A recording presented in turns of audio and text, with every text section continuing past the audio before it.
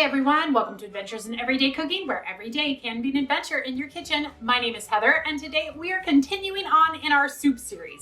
We are gonna make a copycat recipe of Zuppa Toscana from Olive Garden. This is a delicious potato soup that you can make not only gluten-free if you want to, but you can also make dairy-free if you want to. I have made it with coconut milk, and I have also made it with almond milk. The almond milk isn't as good as it is with the coconut milk, but it's really good with the half and half. But it is so delicious. I have gotten rave reviews from this recipe from all across the board. Gluten-free people, non-gluten-free people, dairy-free people, non-dairy-free people. This is a good recipe. So without further ado, let's get started. Oh, I forgot to tell you the best part. One pot. Guess which pot we're gonna use? Our Instant Pot. You ready for this? One pot, just the Instant Pot. So exciting. Let's go. All right, I wanna be sure to say that if you do not own a pressure cooker, I'm wondering why, but that's not the point. You can make this on the stovetop as well. There is stock pot directions in my link to the recipe below. So just because you don't own a pressure cooker yet doesn't mean you can't make this, and you still want to make this. You can make this. Words, they're hard today. All right, let's take off our lid and look. Do you know what this is? If you don't know what this is, you have to watch my other soup. You'll find out what this is soon. So when we release the pressure, you'll see what it is. All right.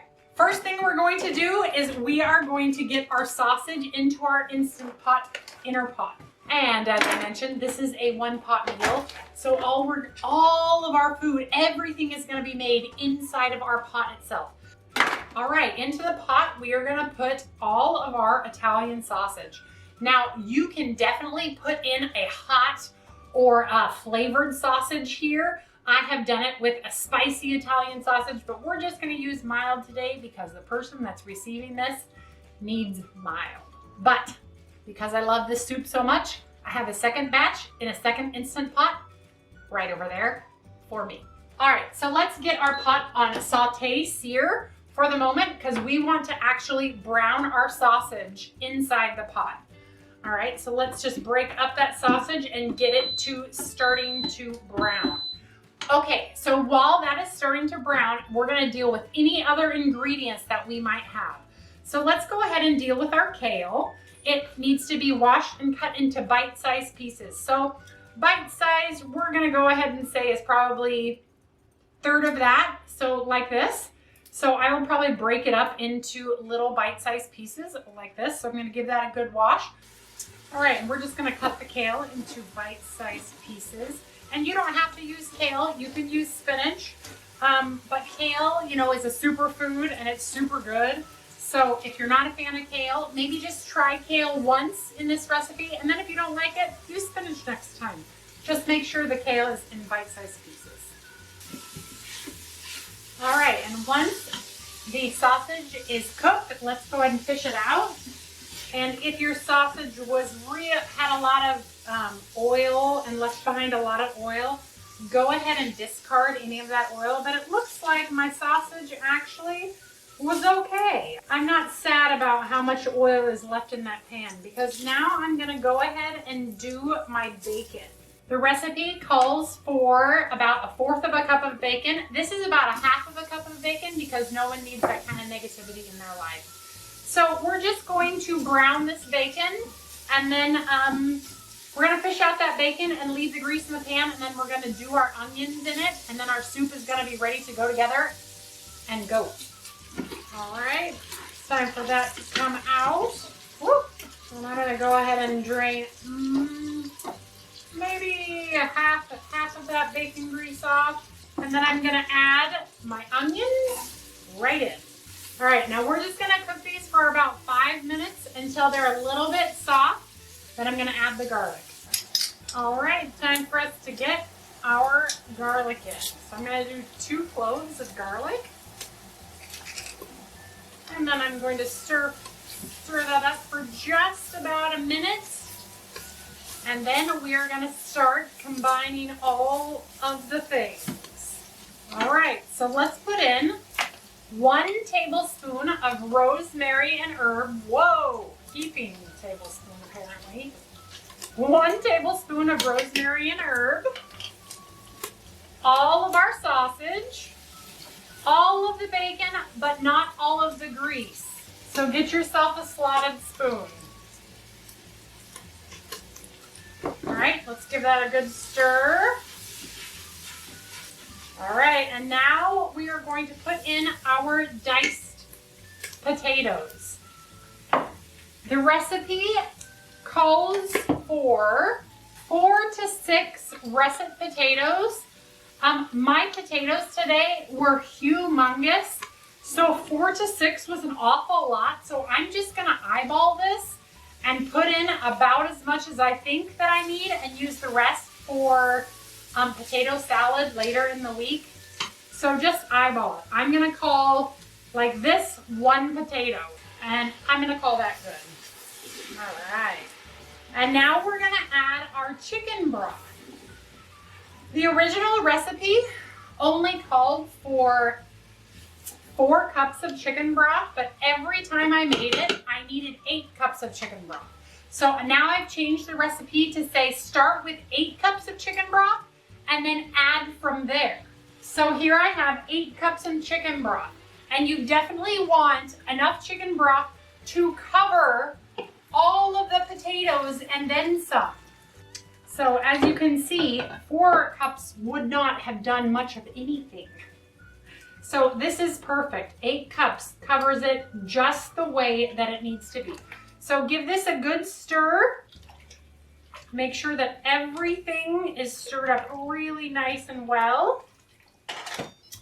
Make sure your pot is on sealing. When our dragon is face forward, it is sealing.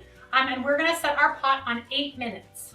All right, at the end of 8 minutes, we are going to do the rest of this. So I'll see you back here in about, well, a little more than 8 minutes because it needs to come to pressure. All right, see you back here in a bit. All right, the pot has just gone off. Now it's time to release our steam. Now, for those of you that didn't see the other video, my little dragon up here is a cabinet saver. So those of you who have an Instant Pot, I saw this on like an infomercial or something. I don't know actually where I saw it, but basically the little dragon on top saves my cabinet. So usually this sits under the cabinet and the Instant Pot releases its pressure right up on my cabinets, and possibly the finish on my cabinets gets affected. So this thing prevents the finish from getting affected because you release it going this way instead of up. Isn't that cool? All right, look at that. All right, now we are going to make it into a cream sauce. So what we're going to do is we're gonna pour half of our coconut cream in a little cup. So I'm just gonna fill this up with half of a cup. And then I am going to put in 2 tablespoons of cornstarch. Now, here is where the gluten-free or whatever comes into play. You can actually use potato starch, you can use cornstarch, you can use flour, you can use whatever thickener that you want. I have used cornstarch, potato starch, and flour. They all work equally as well. So it's whatever you have on hand and you want to use to thicken your broth. Last time I made this, I used potato starch. It was just fine. Usually I do use cornstarch, but on occasion I use gluten-free flour.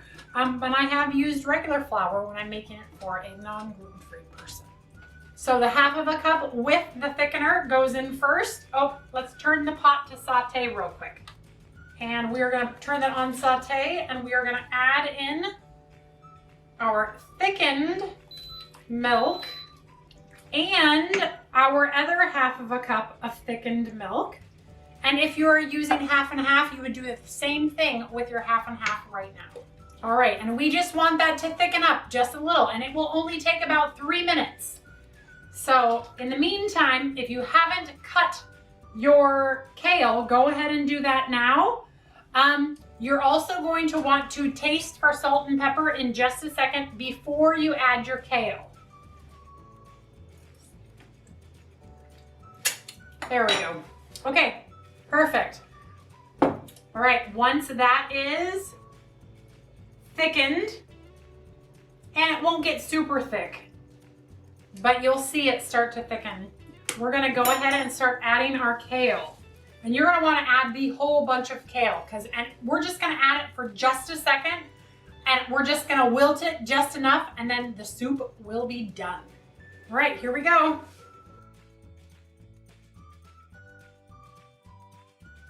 All right, we're gonna give that a good stir. Gonna make sure that all the kale gets nice and wilted. And that's only gonna take about a minute. All right, and that's it. Zuppa Toscana. Let's taste it again. Adjust for any type of seasonings. We could put cayenne in it. I may or may not, but I have a piece of sausage, a potato, a piece of bacon, and my broth. Let's see.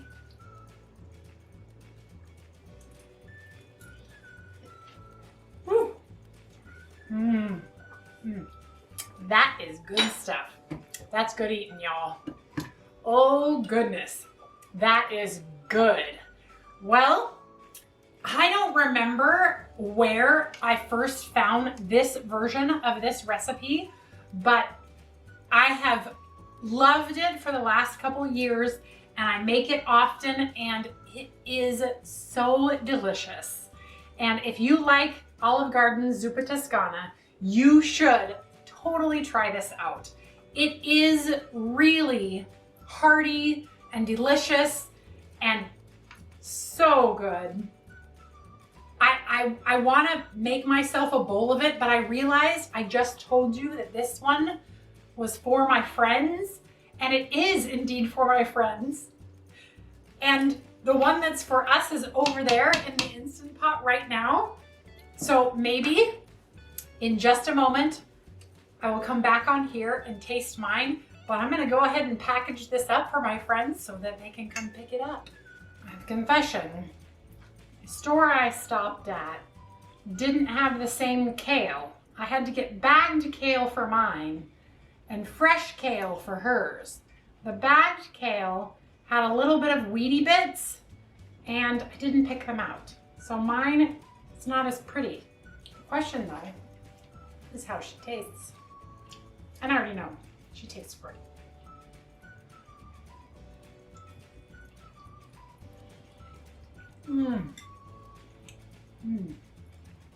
Oh, that's hot. That is so good. I put cayenne in mine, about a teaspoon of cayenne in the whole pot. It is so good. It has the right amount of heat. Oh, this is such a good, lovely winter meal. So good.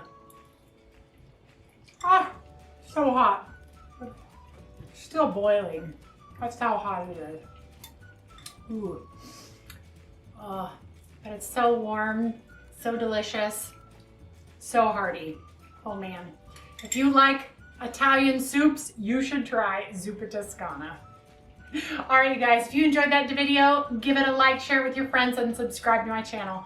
I do videos several times a week, and I'm always looking for the next adventure. So if you have one for me, leave it in the comments below. Otherwise, we'll see you on the next one. Bye. I should probably turn this off now before it's really hot. Alright you guys, bye.